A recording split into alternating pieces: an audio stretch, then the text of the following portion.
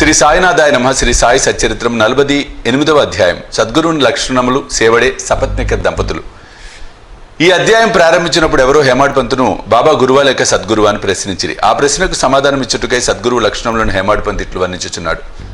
సద్గురుని లక్షణములు: ఎవరు మనకు వేదాంతములను శాస్త్రములను బోధించెదరో, ఎవరు చక్రాంకితము చేసెదరో, ఎవరు ఉచ్ఛ్వాస నిశ్వాసములను బంధించెదరో, ఎవరు బ్రహ్మం గురించి అందంగా ఉపన్యసించెదరో, ఎవరు భక్తులకు మంత్రోపదేశం చేసి దాన్ని పునశ్చరణ చేయమందురో, ఎవరు తమ వాక్శక్తితో జీవిత పరమావధిని బోధించగలరో, కానీ ఎవరు స్వయంగా ఆత్మ సాక్షాత్కారము పొందలేరో అట్టివారు సద్గురువులు కారు.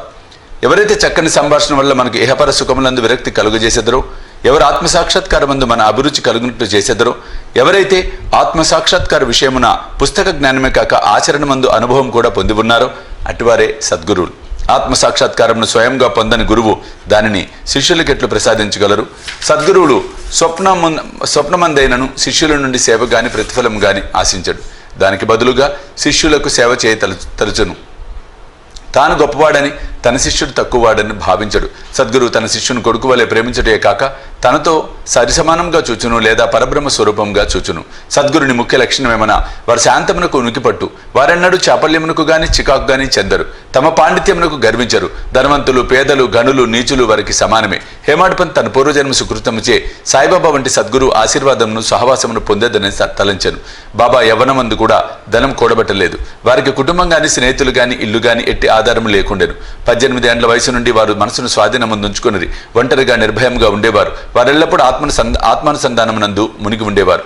భక్తులు స్వచ్ఛమైన అభిమానమును చూచి వారి మేలు కొరకు ఏవైనా చేయుచుండేవారు. ఈ విధంగా వారు తమ భక్తులపై ఆధారపడి ఉండేవారు. వారు భౌతిక శరీరంతో ఉన్నప్పుడు తమ భక్తులకు ఏ అనుభవములు ఇచ్చారో అట్టి వారు మహాసమాధి చెందిన పిమ్మట కూడా వారిపై ఆధారపడిన భక్తులకు ఇచ్చుచున్నారు. అందుచే భక్తులు చేయవలసిందేమన్నా భక్తి విశ్వాసములు అనేది హృదయ దీపమును సరిచేయవలేను, ప్రేమను ఒత్తిని వెలిగించవలేను.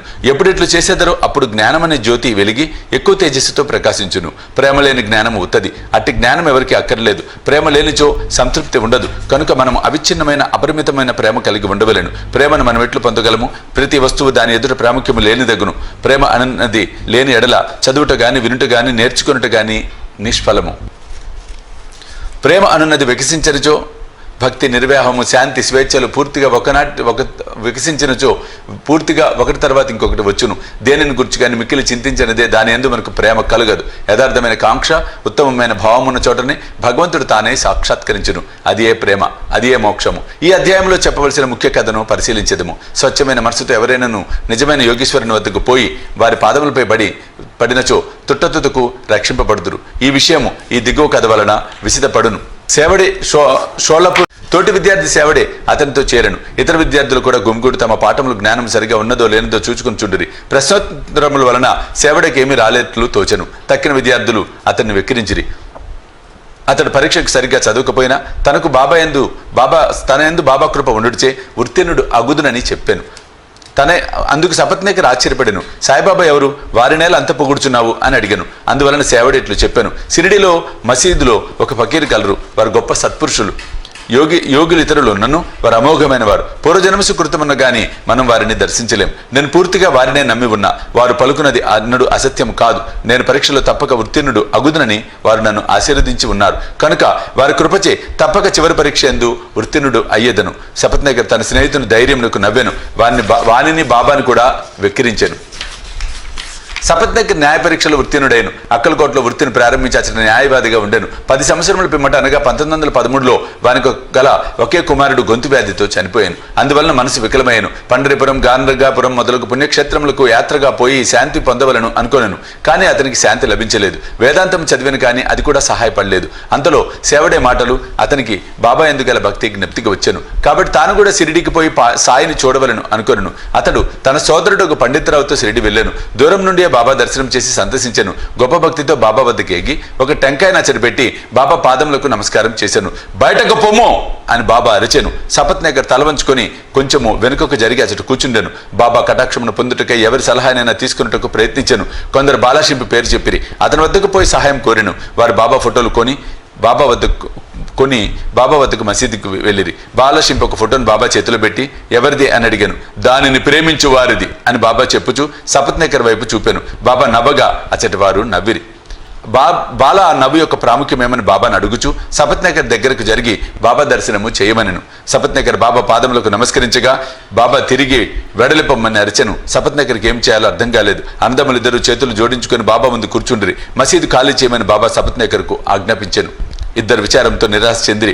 బాబా ఆజ్ఞను పాలించవలసి ఉండుచే సపత్నేకర్ షిరిడి విడవలసి వచ్చాను. ఇంకొకసారి వచ్చినప్పుడైనా దర్శనం ఇవ్వవలనని బాబాను వేడెను. సపత్నేకర్ భార్య సంవత్సరం గడిచెను కానీ అతని మనసు శాంతి పొందకుండాను. అతడు గానగాపురం వెళ్ళాను కానీ అశాంతి హెచ్చెను. విశ్రాంతికై మాడేగాం వెళ్ళాను. తుదకు కాశీ వెళ్ళటకు నిశ్చయించుకొనెను. బయలుదేరటకు 2 దినముల ముందు అతని భార్య ఒక స్వప్నము కనపడెను. స్వప్నంలో ఆమె నీళ్ల కొరకు కొండ పట్టుకుని లకర్షా బావికు పోవుచుండెను. అచ్చట ఒక ఫకీర్ తలగొడ్డ కట్టుకొని వేప చెట్టు మొదట కూర్చున్నవారు తన వద్దకొచ్చి, ఓ అమ్మాయి, అనవసరముగా శ్రమ పడదేవేళ నేను స్వచ్ఛమైన జలముతో నీ కుండను నింపెదను అనెను.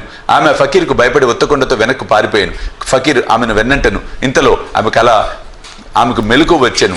ఆమె తన కలను భర్తకు చెప్పాను. అదే శుభ శకునం అనుకుని ఇద్దరు షిరిడి బయలుదేరి వారు మసీదు చేరినప్పటికీ బాబా అక్కడ లేడు. బాబా లెండి తోటకు వెళ్ళి ఉండిరి. బాబా తిరిగి వచ్చే వరకు వారచ్చట ఆగిరి. ఆమె స్వప్నంలో తాను చూసిన ఫకీర్ను బాబాకు భేదం లేదని విను. ఆమె మిగులు భక్తితో బాబాకు సాష్టాంగ నమస్కారము చేసి బాబాను చూచుటకు అచ్చటనే కూర్చుండెను. ఆమె అనుకువా చూచి బాబా సందర్శించి బాబా తన మామూలు పద్ధతిలో ఒక కథ చెప్పటం ప్రారంభించాను.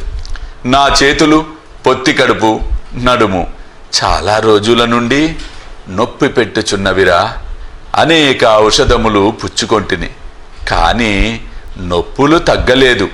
మందులు ఫలమీయకపోవుటచే విసుగు చెంది తిని కానీ నా నొప్పులన్నీ ఇచట వెంటనే నిష్క్రమించుటకు ఆశ్చర్యపడుచుంటుంది అనెను.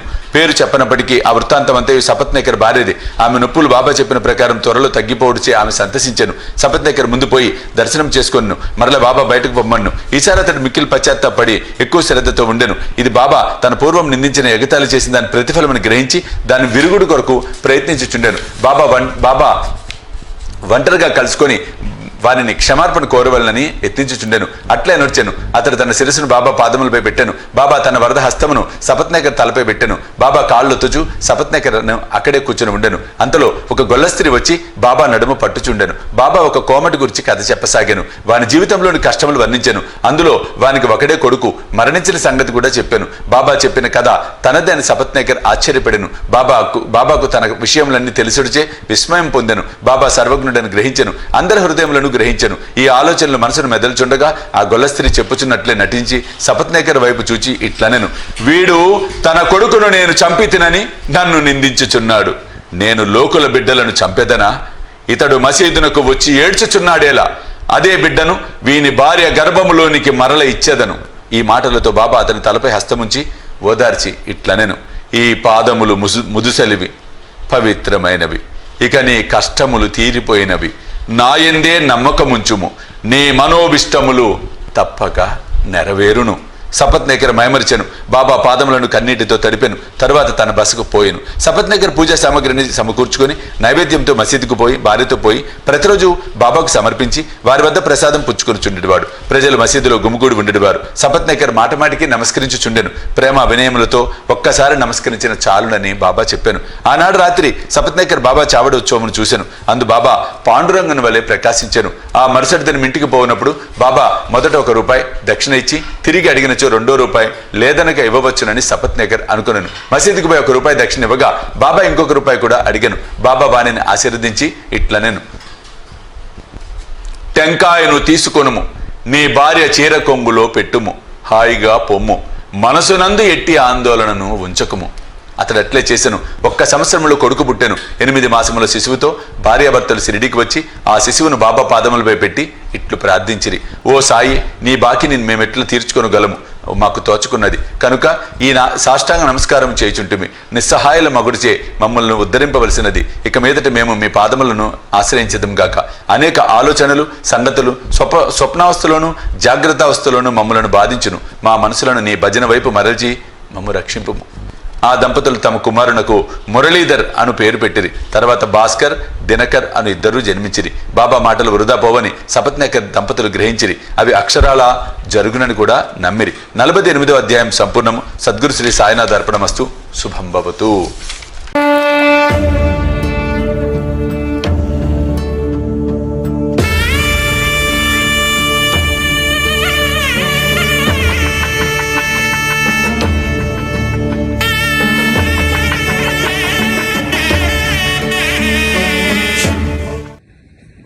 దివ్య రక్ష కవచ యంత్రానికి